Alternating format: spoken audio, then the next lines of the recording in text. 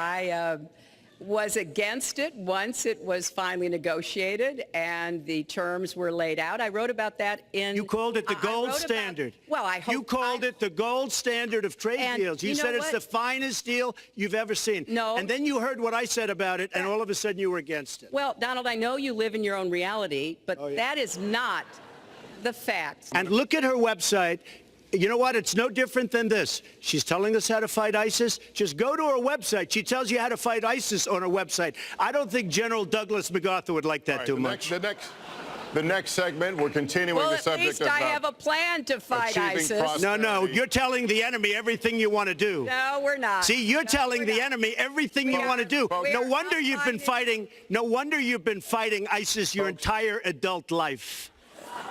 Folks, go to the fact checkers. Get to work. I will release my tax returns against my lawyer's wishes when she releases her 33,000 emails that have been deleted. As soon as she releases them, I will release my tax returns, and that's against my lawyers. They say don't do it.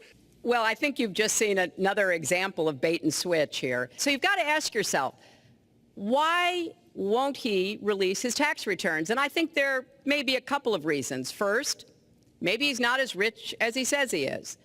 Second, maybe he's not as charitable as he claims to be. Or maybe he doesn't want the American people, all of you watching tonight, to know that he's paid nothing in federal taxes, because the only years that anybody's ever seen were a couple of years when he had to turn them over to state authorities when he was trying to get a casino license, and they showed he didn't pay any federal income tax. So he has a long record of engaging in racist behavior. And the birther lie was a very hurtful one. You know, Barack Obama is a man of great dignity, and I could tell how much it bothered him and annoyed him that this was being touted and used against him. First of all, I got to watch, in preparing for this, some of your debates against Barack Obama. You treated him with terrible disrespect. And I watched the way you talk now about how lovely everything is and how wonderful you are. It doesn't work that way. So when you try to act holier than thou, it really doesn't work. It really doesn't. You had supported the war in Iraq before the invasion. What makes your judgment? I did not support the war in Iraq. 2002. That is a mainstream media nonsense put out by her, because she, frankly, I think the best person in her campaign is mainstream media. My question is, since you would you like to hear? Why is your war. Wait a minute.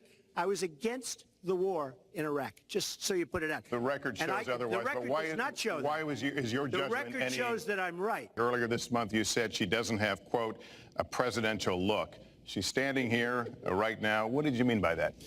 She doesn't have the look. She doesn't have the stamina. I said she doesn't have the stamina. And I don't believe she does have the stamina.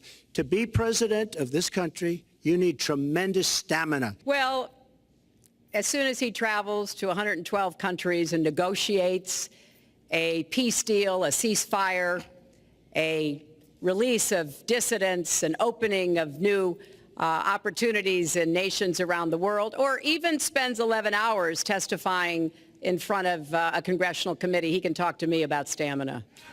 The world, let me tell you, Hillary has experience, but it's bad experience.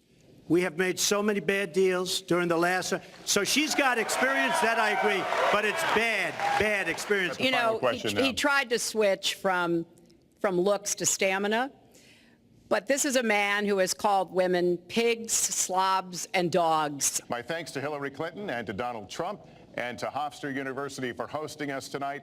Good night, everyone.